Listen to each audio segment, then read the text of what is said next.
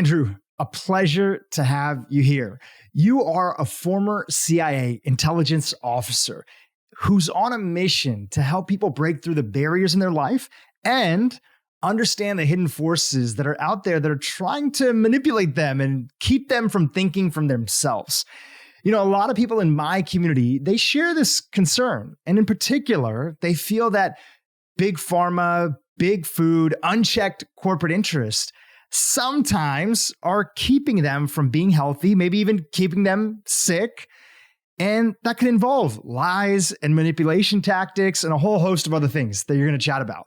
So I want to get your honest perspective. Is there truth to this from your perspective as a former CIA intelligence officer? I would say yes, there is absolutely truth to what you're talking about. However, I want to also make sure that people understand what the truth is not what most people believe it to be. The truth is usually much simpler than the complicated conspiracies and controversies that float around there. That doesn't make them any more encouraging, but at least it gives you some element of understanding so that you can make more empowered decisions in the future. Amazing. So help us understand the truth that a lot of people believe, and then take us through what is the simpler truth that you see from your perspective? The truth that seems to keep coming to the surface when it comes to everything from pharmaceuticals to big farming to geopolitics to the military-industrial complex, the truth that seems to be common to all of them is that there's some sort of overarching cabal of secret government people who are all working in conjunction against the American people. That is just flatly wrong. Frankly speaking, the government is barely competent enough to keep the wheels on the bus from falling off day to day. And I think that we've seen that multiple times, right? You saw that during the COVID crisis. You see it every 4 years during the presidential election season. You saw it during the Syrian war, the Libyan war. You saw it when Ukraine invaded Russia. You saw it in our withdrawal from Afghanistan. And it goes all the way back to the Korean War, the Vietnam War, civil rights movements. The federal government is not a well-oiled machine. It's a inherently inefficient, poorly communicative, and confused robot. Like, that left hand very rarely knows what the right hand is doing, let alone having any concept that there are feet or toes or nose included in the overall organism, right? So I want to start by making sure people understand, if you are holding on to a belief set that there's some kind of shadow government or secret government or deep state that's driving some sort of agenda to keep you unhealthy, that's not true. If it is true, it's the best kept secret that the federal government has ever had ever in its life. Well, you mentioned that the federal government isn't a well-oiled machine, but a lot of people look at these companies, let's talk about big pharma with record profits, and they don't have the same constraints as the federal government. So their feeling is, okay, maybe our federal government can't get everything together and the left hand doesn't know what the right hand is doing. But what about corporate espionage? What about corporate manipulation? What about the drive for corporate profit as a vehicle to keep things status quo and prevent people from thinking for themselves? Now you're moving into the direction of the truth, right? Now you're actually being able to enunciate what we call objective reasoning when it comes to understanding what's really happening. So now that we can let go of the idea that there's some sort of organized nationwide effort against the American people, we can let that go, and that allows us to dig deeper into the corporate side of things. Because you're exactly right. Corporations are recognized through the lens of the federal government as individuals. That's important to understand. You have rights as an individual American citizen. Everybody who's an American citizen listening has individual rights. In the eyes of the government, a corporation also has the same individual rights as any single person. So McDonald's is essentially like an American citizen, and United Healthcare is like an American citizen. CVS, Walgreens, you name it, big pharma companies from Johnson & Johnson and beyond, they're single entities. So they're treated with all the same privacy laws, data control laws, tax laws that you and I have. So if a rich person can get out of paying taxes, guess what a rich company can also do, right? And if a rich person can say that their affair is kept private, guess what a company can do? It can keep all of their corruption private and claim it as a privacy issue, a personal privacy issue. Because in the eyes of the law, a company is the same thing as an individual. That makes it so that a company, it's in the company's best interest to be very efficient, where the federal government's best interest is to be inefficient. So now you start having an opportunity where companies can create anything from tobacco to alcohol to cannabis on into actual life-saving drugs like the treatment for AIDS, treatments for diabetes, treatments for polio. These are all things that companies can now treat as essentially privacy issues, as their own independent property. Even if it is open source or it can be made into a generic, the original code can still belong to them, just like your ideas belong to you and your copyright belongs to you and your IP belongs to you. You've seen a lot, both as a former member of the CIA, but now in your training, often with companies and individuals and going on podcasts and you staying on top of world events, you're pretty in the know about a lot of things that are happening on the global and national landscape. So what are some of those common ways or any examples that you can think of that companies would be using to keep people from thinking from themselves and continue on the status quo, which maybe the byproduct is, you look at America, we have the highest obesity rates in the world. People are not really healthy. And there's a lot of core issues that are going on and that are finally being talked about on a national level with a little bit of the MAHA movement, which, by the way, now is turning into, just for everybody who's listening, is turning into a bipartisan movement. You have even people that are out there like Cory Booker on the Democratic side saying that, and Tim Ryan, we need to talk about health and we need to get to the root of why people are sick. We cannot keep this up anymore. So this isn't just hey, this is a Trump or Republican thing. Now, finally, everybody's kind of getting on board a little bit. So let me get back to my question. Are there ways that you've seen that corporations use through manipulation or lies, keeping the status quo and preventing people from thinking from themselves? This is an area where the question gets more complicated.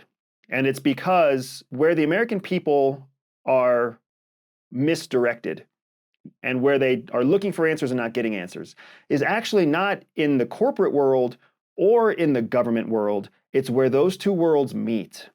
It's where governments and corporations come together. And that space is much more common than people realize. Let me give you an example. Corporations drive the tax base that governments need to run their government. That doesn't mean that the corporation gets taxed. It doesn't even necessarily mean that the CEO gets taxed. But if you have a corporation that has 10,000 employees, guess what all of those 10,000 employees do? They all pay taxes.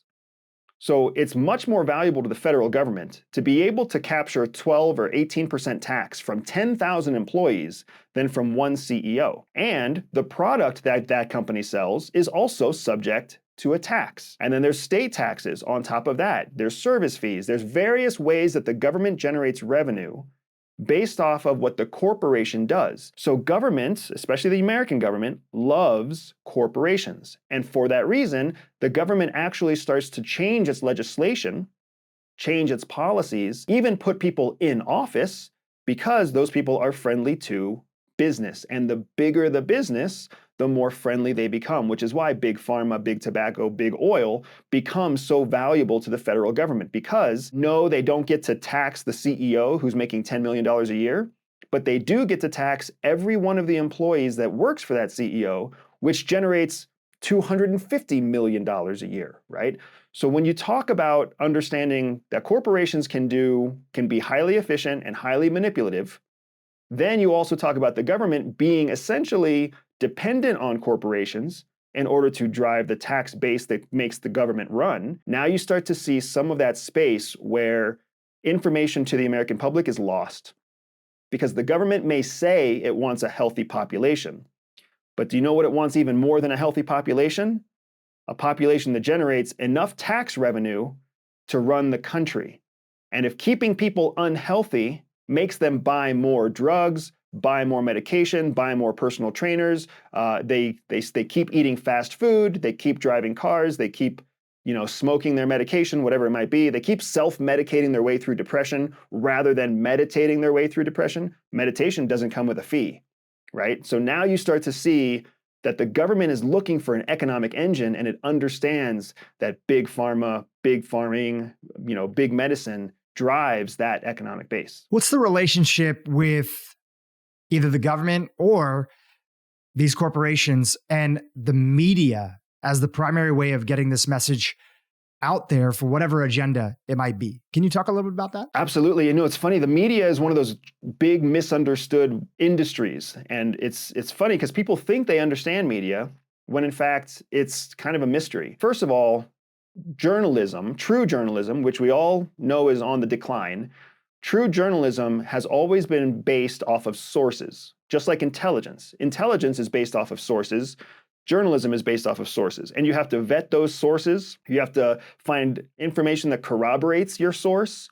You have to do due diligence on your source, being a source of information. So when somebody says something to a journalist and a journalist turns that into a story, true journalism has put a lot of rigor and effort to make sure that what they're reporting is true. There are fewer true journalists out there, and there's more parroting of information. So what that means is now a politician can write a tweet, and that tweet can become the subject of a news story. That is the antithesis of true journalism, even though everybody listening now and the vast majority of educated Americans we still believe that journalistic rigor exists. Where journalistic rigor does exist is actually only in a handful of major media outlets. The Wall Street Journals, the New York Times, the Washington Post. These are massive, massive conglomerates of media that do still have journalistic practice. So what ends up happening is when one of these 5 godfathers of media, when they report something, all of your other media outlets basically take their original story and then just repeat it with 1 or 2 new pieces of information that they may have pulled off of the internet or made up on their own. So what ends up happening is the same 5 sources of information turn into 50 reports throughout the course of the day, which is why when you see something at 8 o'clock in the morning and then you continue reading the news all day, you basically just see expansions on the same core stories. So to answer your question, Drew, when the government wants to say something, they say whatever messaging they want to say. And then when their message is out there, a media outlet picks it up. And then that media outlet amplifies whatever the original message was. Over the course of a day, you have multiple different media outlets repeating the same message. That's what actually creates what's known as a narrative. Because people pick up an overall message, they take a message, they turn it into a story, and that story is the narrative. So when people talk about the media narrative, they're using the correct term. It is a narrative. The government, however, does not create narratives. The government creates messages that they know will be turned into narratives over the course of the life cycle of media. I'd love to get your perspective and kind of bring it back to health for a second. One of the theories that's out there is that one of the major reasons that the pharmaceutical industry is such a big purchaser of television ads across the spectrum, doesn't matter if it's CNN, MSNBC, Fox News, whatever it might be in traditional media, is that largely when they are one of the biggest ad buyers, they, in a way, subtly are influencing the narrative. You're just less likely. Even as a podcast host, I'm the person to admit it, you're less likely to jump into a topic against an advertiser. It would take a lot. You need a lot to sort of the momentum to shift a little bit. And one of the theories is that one of the reasons that tougher questions weren't being asked, especially in the recent events that we had with the pandemic, is that Big Pharma just has such a level of influence that it's a subtle, maybe not always overtly, although there was some overt stuff that was there, but it's a subtle reminder that you may not want to go down that path as a journalist if we're the ones that are buying the ads. What's your perspective on that? Do you think that there's any truth to that idea? Yeah, it's funny. I think that there's 2 ideas that you actually just presented, and both of them I can help take out of the theoretical realm and more into the operational realm, how it actually is applied, right? The first is that Big Pharma, as an example, buys so much ad space so they can put out ads. If you think about what I just explained with messages and narrative, right? Let's just say that you have a diabetes drug that comes out and produces multiple ads. Each of those ads has a different creative. meaning what you actually see in the ad is different. One is an ad where it's a young man and a young woman, and maybe they're dating and they're going out on the town and they're having a beautiful time, and they're going to a nightclub and they're going dancing and they're going to the opera, and here's the drug. This drug, essentially the message is, this drug makes your life better for dating and for young life and for single life. That's one creative with multiple messages inside it. Now, the same company creates a second ad. And in that second ad, it's a young family. Maybe it's a mixed race, male and female, and they have a child or two, and the children are young, and they're going to the playground, and they're going to grandma's house, and they're going to the restaurant, and everybody's having a good time, right? Same product, different creative, same messages.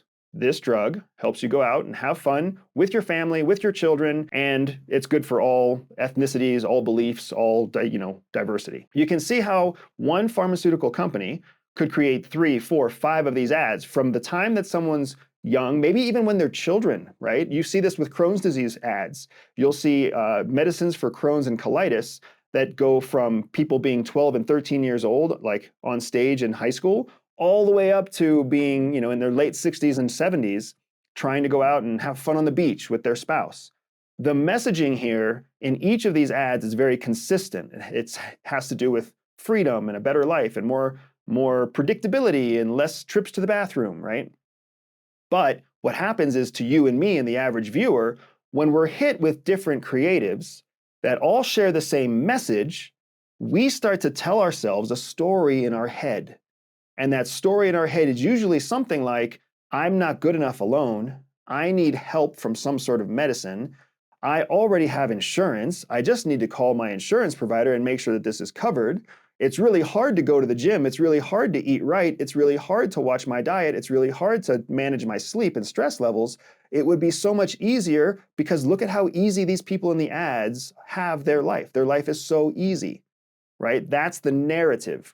And then as people start to talk to each other, and moms talk to daughters, and friends talk to friends, and parents talk to children, and they start saying, hey, I know of this drug that might help, or I've just increased my insurance, or I changed my insurance so that we can get this drug to help make your life better or easier. That's how the narrative starts to spread and transform.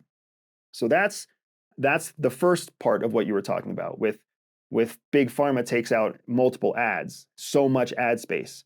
The second part of what you're saying is they build influence. Yes, they build influence by building the narrative with the audience, but then they also build influence because you're exactly right. They're the top client to the various same media outlets that are buying the ad time. So that means they get to negotiate their ads at premium peak hours at reduced prices. They get to dictate that they want more ad coverage. We want 5 ads a day instead of 2 ads a day, or we want 10 ads during prime time instead of 2 ads during prime time. And the media outlet has to acquiesce because they don't want to risk losing the client who will then just go to some competitor media channel. So you're right on both counts, but what drives both is an operational proven track record that we have in the intelligence world to build a narrative using messaging and to gain influence because people have what's known as FOMO, fear of missing out.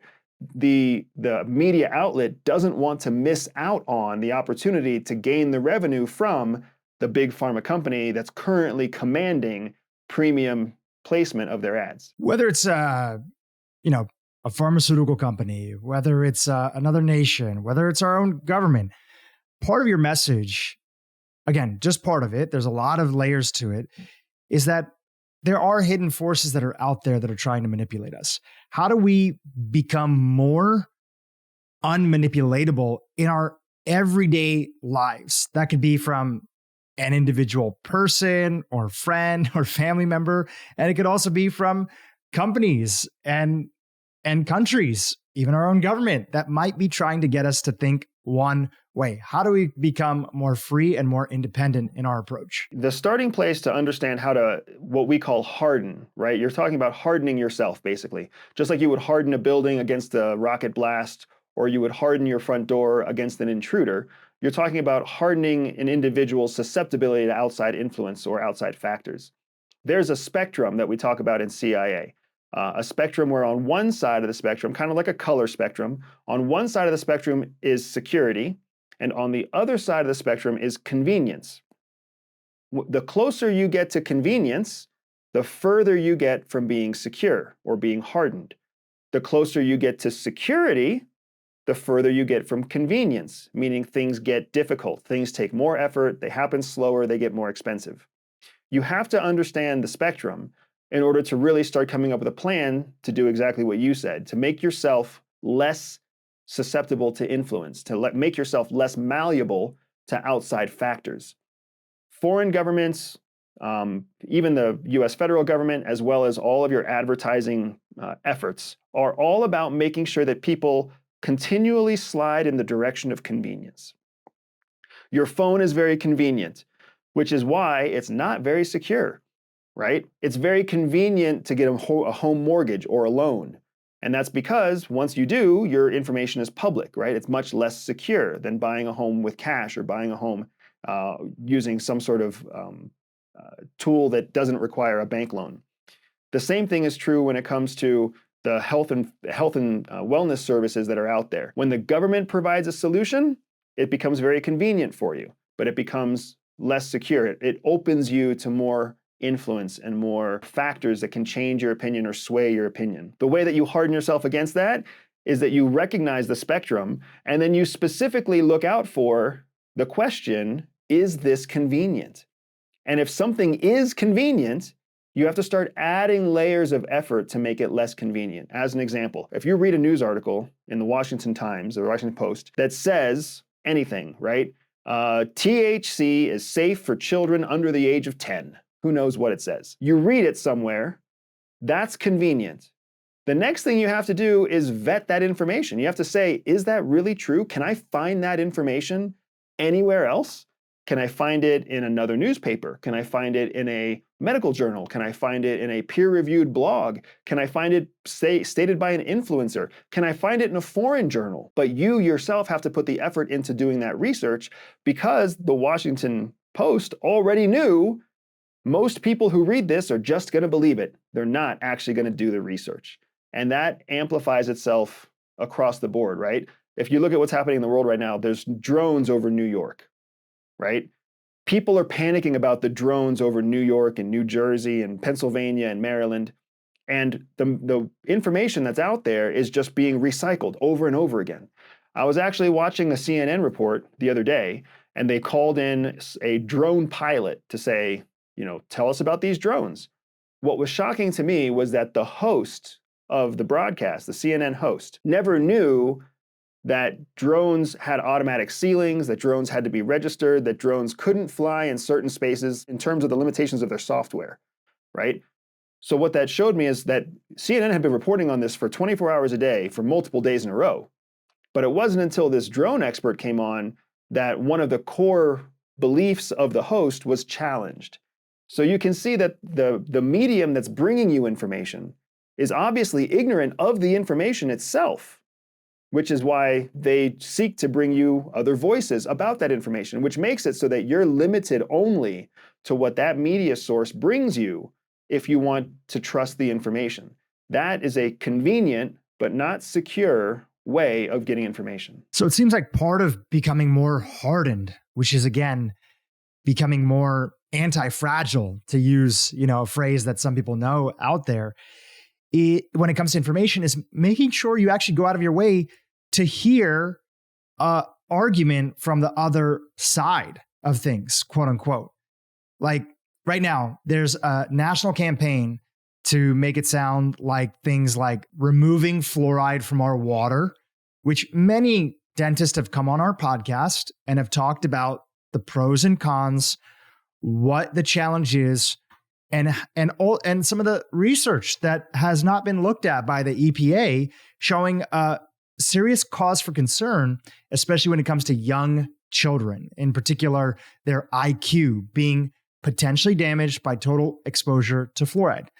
Now, because this has become a tribal thing, which many things can become, there's a left, there's a right. Depending on who you're reading, you're immediately deciding that, hey, I trust this viewpoint So I'm going to adopt this belief.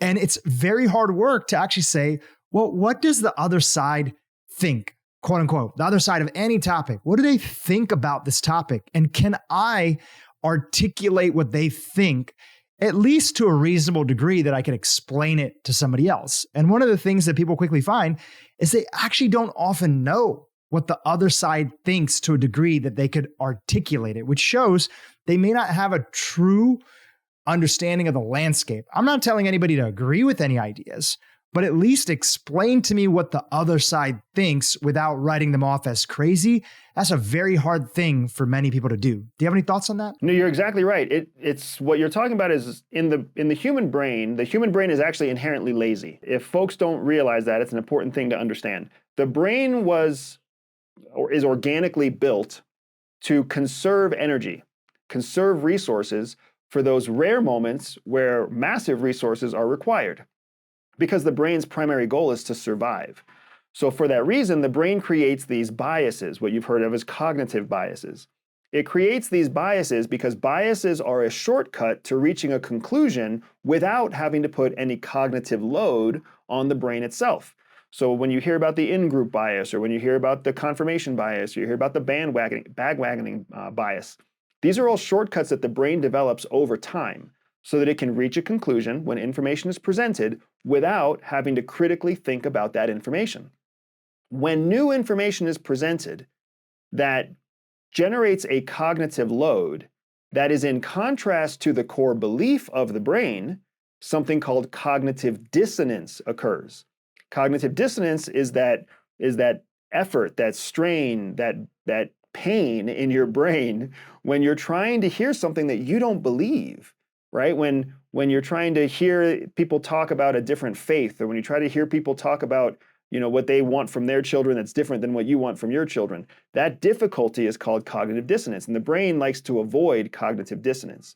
When you intentionally seek out information from the opposite side, like you're saying, Dhru, that is guaranteed to create cognitive dissonance. That is essentially like quitting smoking by going cold turkey. It is a very difficult thing to do. It's actually kind of 2 or 3 steps further than what I would recommend people do first.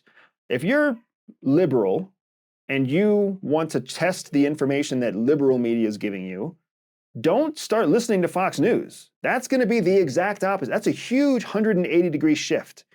Instead, start reading European news, because Europe is very liberal. But Europe has a very different structure than we do here in the United States. If you think about going back to our conversation about taxes, inside the United States, the average person pays about 19% taxes. That's why the government relies so much on big corporations to build their tax base, because they can only get about 19% from the average citizen. Across Europe, the average tax base is closer to 40%.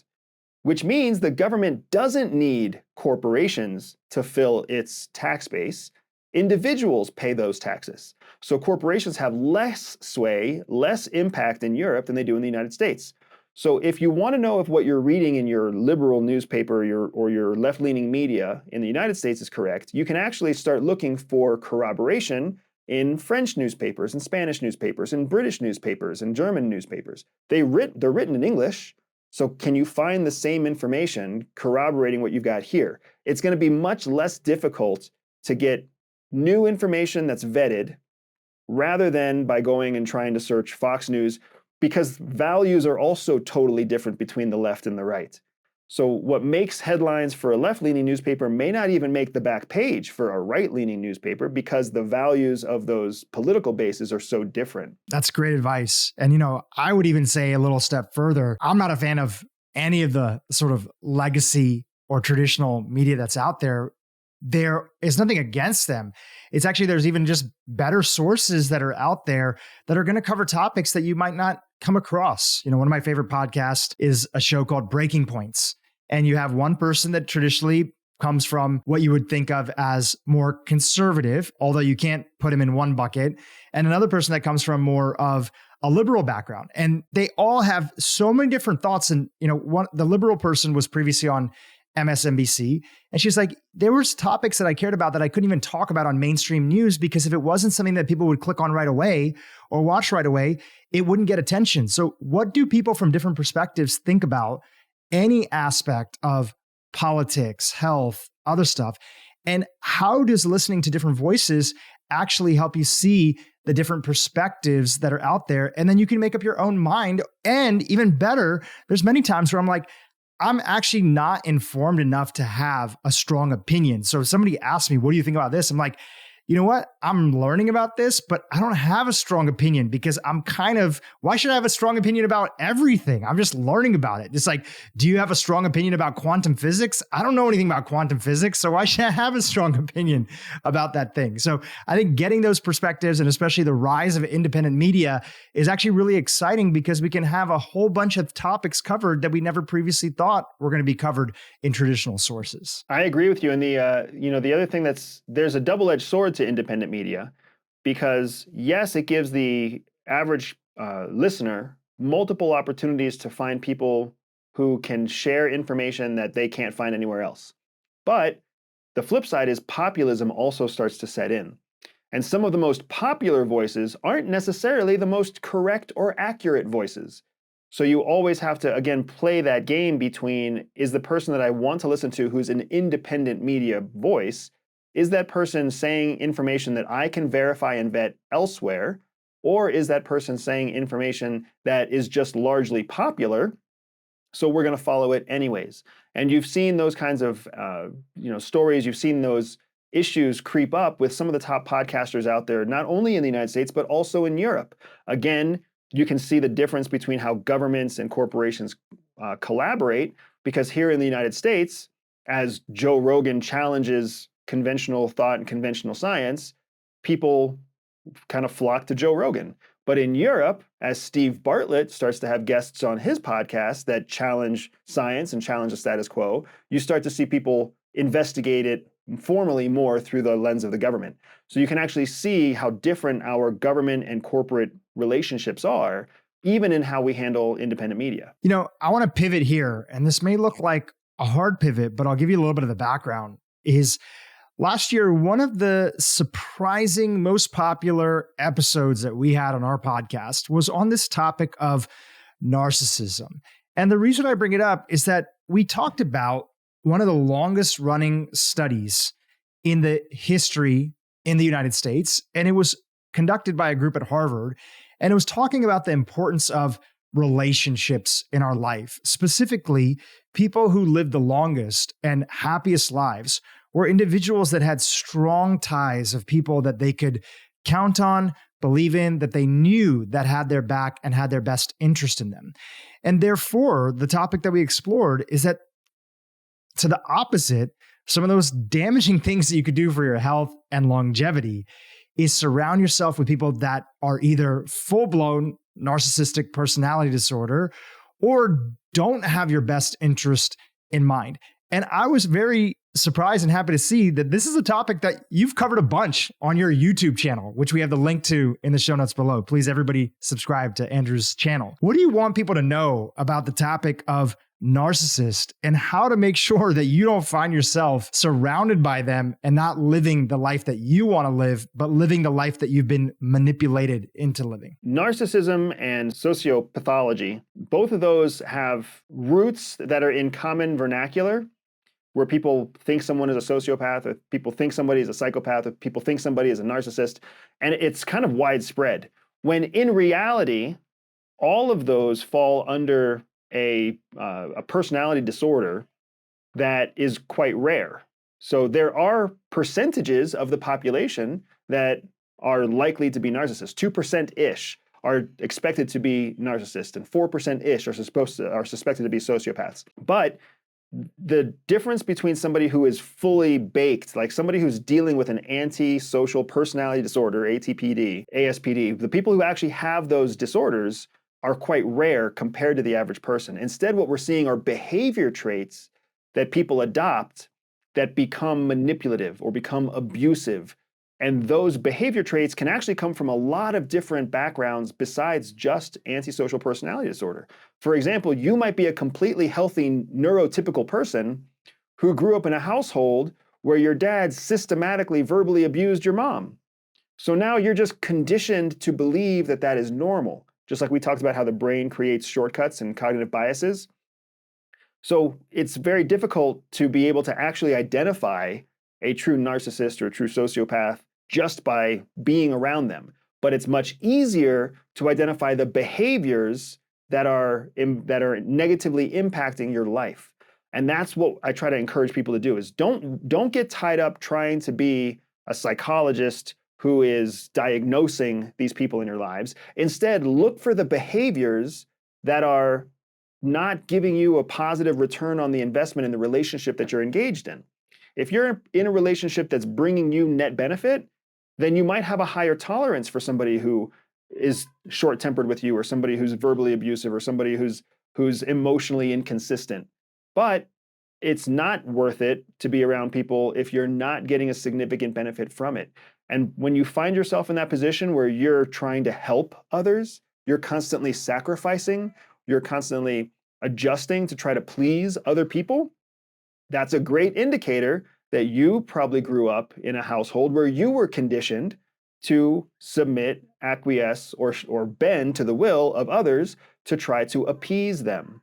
In the face of stress, CIA teaches us that there's 4 parasympathetic responses, 4 essential reactions that the human brain has. We all know 2 of them, fight or flight. In the face of high stress levels, you will have an instinctive response to either fight or run away. But there are 2 other instinctive responses that your brain is considering. One of them is called freezing. The other one, politely, is called fawning. We call them the 4 F's of parasympathetic response. In a more vulgar world, we talk about fight, flight, freeze, and but in a more appropriate scientific world, you hear them talk about fight, flight, freeze, or fawn. Fighting is obvious. It's when you fight whatever the stressor is. Flee is obvious. It's when you run away from whatever the stressor is. Freezing is relatively easy to understand. It's when you're so overwhelmed with stress, you don't take any action at all. And then fawning is the most difficult one to understand, but fawning is very common. When you're faced with stress, you submit to the dominant stress and you try to appease it in an effort to find some pathway of moving forward. It's the most easy to see in children. Some children argue back, some children run away, some children quietly find their way to a corner and sit there and play with their toys, and they live in a whole different world. But then there's that 4th child who becomes very sympathetic to their parent and wants to do whatever they can to help. And they start doing the dishes, or they start mopping the floors, they clean their room, or they're afraid to upset their parent, right? That child becomes an adult, and oftentimes those adults become people who are highly susceptible to the abusive tendencies of people who model behavior off of narcissists, sociopaths, and psychopaths. So there are behaviors that we all could be looking out for in our everyday life to avoid that person and having them as a close friend, a business partner, a lover, whatever it might be. Are there things that we should be looking out for? You know, you said stay away from the diagnosis side, but are there behaviors you want people to be aware of that could be an indication that somebody might have had so much trauma that they're going to take out their trauma on you eventually? Yeah, without a doubt. One of the biggest telltale signs that you're looking for is the person who always claims to be the victim. If you're dealing with somebody who never gets the opportunity at work and nobody understands and they believe they're smart and they never get to show how smart they are, that person has a warped sense of reality. They essentially live in their own point of view, their own perception of the world, rather than a larger, accurate, more objective perspective of the world. And when somebody sees themselves as the victim, the person they feel the most comfortable with is the person they're explaining their victimization to, which would be you in this case, right? So if someone feels so comfortable that they're telling you that they're the victim, that's generally a red flag that when they want to vent their frustration, they will vent it at you because they do not see you as a threat. You also want to stay away from people who are constantly trying to claim that they have more capability than they really have. And we've seen this in our friends at times, right? You got the guy friend who says that he's really good with women, but then he actually chickens out whenever he walks into a bar. You got the person who says that they're really fit, but you can see that they carry a few extra pounds. Like we've all seen examples of this, but when it's carried to an extended, a more active space where they believe that they're really, really smart, they believe that they're really organized, they believe that they're, they can make money more than they actually can. They have higher confidence than they really do. That's an example of something we call the Dunning-Kruger effect, which is when somebody overstates their confidence. Generally, when somebody's overstating their confidence like that, again, they're showing you that they believe very highly of themselves, which is another way of them saying that they don't believe very highly of you, or else they wouldn't be telling you how great they are. If they actually thought you were a competitor, they wouldn't be giving you their qualifications. Instead, they would see you as a potential threat. Again, just like with the first example, this is the kind of person that when they turn, they are likely to turn on you. So you're looking for the signs of Dunning-Kruger in your friends, in your lovers, in your spouses, in your coworkers. You're also looking for those people who are constantly being victimized. What you're looking for to be healthy, to be safe, you're looking for somebody who's balanced. You're looking for somebody who has a wide empathetic response to the world around them. Some days they're happy, some days they're sad, some days they're confident, some days they're a little bit self-conscious. When you find that person who's constantly going back and forth through empathetic highs and lows, that is much more common of a neurotypical person than somebody who's generally very confident or someone who's consistently victimized. I want to talk about health a little bit. You've been on a few different podcasts talking about how important it was when you were at the CIA and regularly going on missions to keep your body and your mind and your spirit performing well. Tell us and our audience some of the things that you've kept up or maybe even doubled down on since having left and now working on your business, Everyday Spy. What are some of the health routines that are crucial to you being secure in the way that you were describing to us earlier? Yeah, and one of my most important routines is my morning routine. Not just because it's how I start the day, but because it's also a rhythm that helps me kind of jumpstart all of the actions that are going to happen throughout the day. So for my mornings, I always start my mornings with water. It's the first thing I consume, 500 milliliters of water. I do that for biological reasons.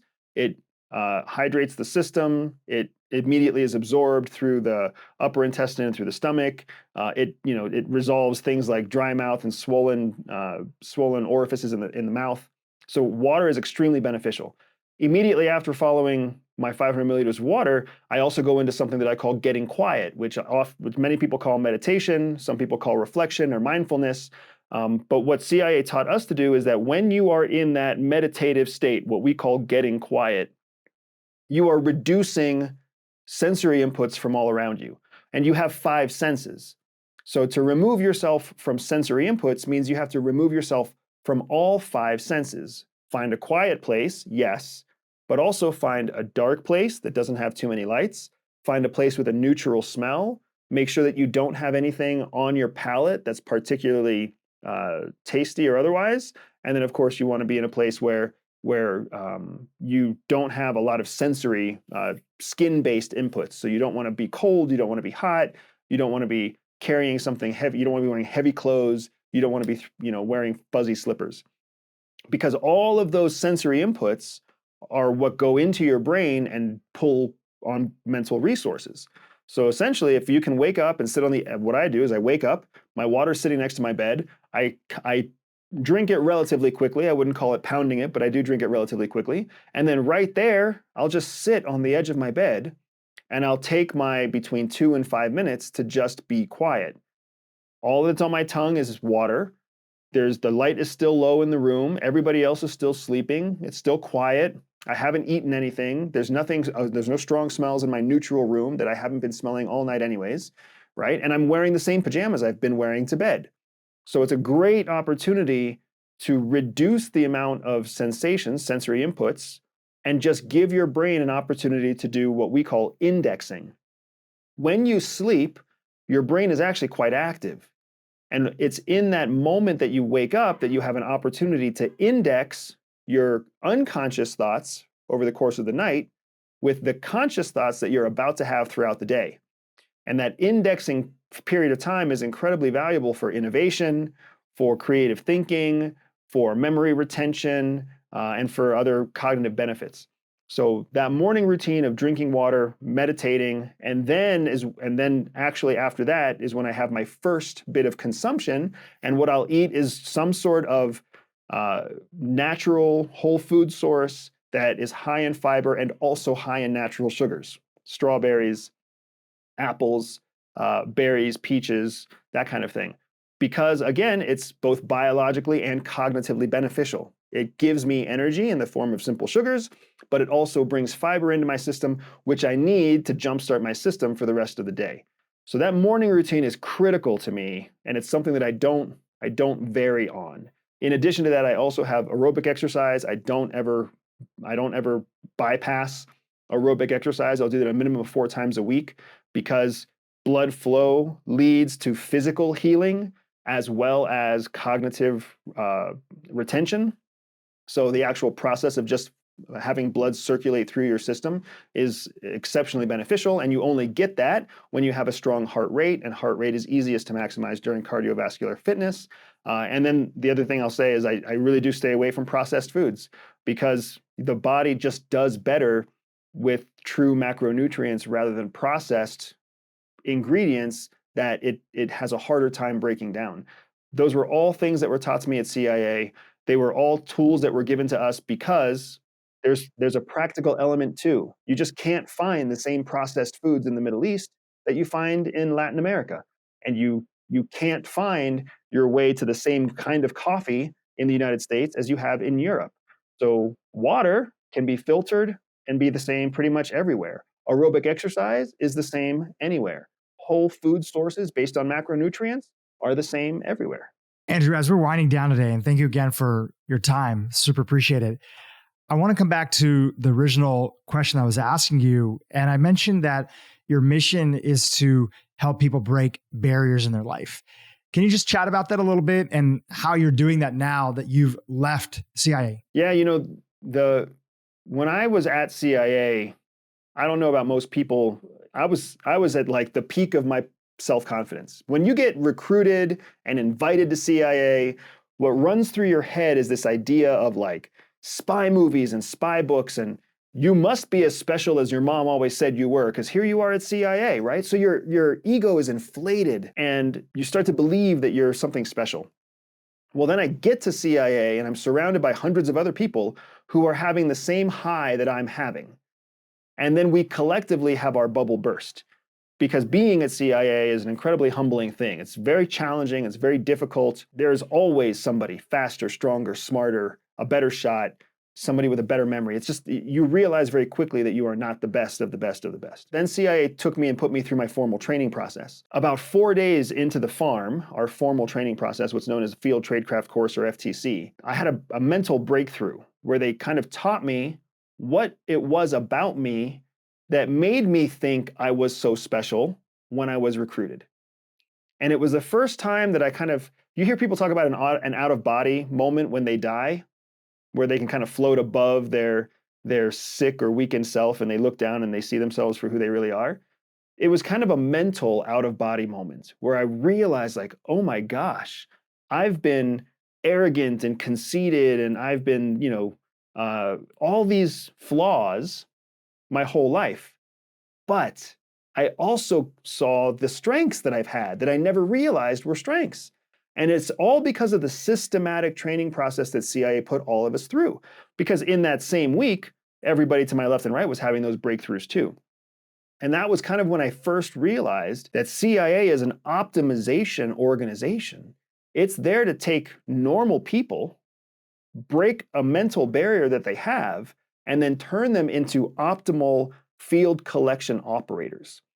And that's where my life went from there. I've never forgotten the memory of that day where my whole point of view was cracked and shattered and a whole new point of view was built.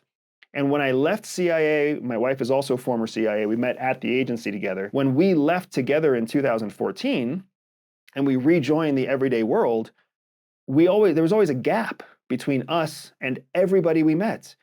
didn't matter whether they were a supervisor or a business owner or, a teacher. It didn't matter who they were. There was always this gap where we had this breakthrough and they had not. And that's what inspired us to start Everyday Spy, because CIA had taught us how to break barriers within ourselves using a systematic training process. Well, we knew the same systematic training process because we brought it out of CIA. There's nothing classified or secret about how CIA trains. It's only classified what they do day to day for their operational purposes, right? So Everyday Spy is essentially our way of bringing that systematic training process to everyday people.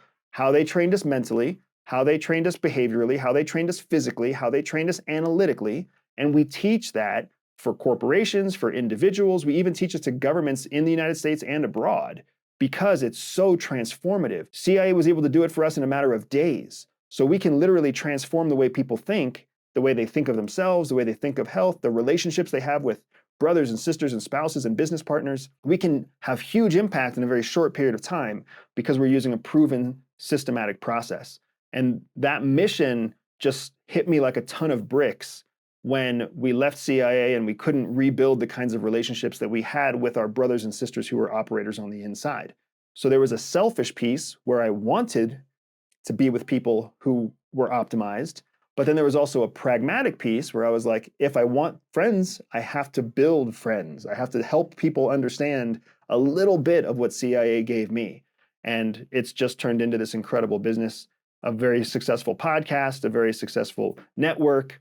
And it continues to grow every year. Well, I'm super excited for you guys for continuing on that journey. And part of that is also, I believe you guys just got approval to put out your memoir, so to speak. You and your wife are writing it together.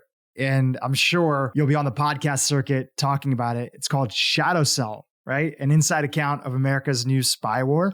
So I can't wait to get it when it comes out. And if you're open to it, we can have you back on the podcast, talk a little bit more about your origin story and some of the things and journeys that you went on. And I just want to say, Andrew, thank you again for being on this show, and super appreciate your work out there in the world. Thank you, Drew. I'm happy to be here, and I'll be happy to come back again, man. This was a great conversation. Hey, YouTube, if you enjoyed what you just saw, keep watching for more great content on how to improve your brain and your life. I think the most important issue for Americans to understand is that chronic disease is the greatest business invention in American history. Chronic disease are really a new invention post-World War II. It produces recurring revenue.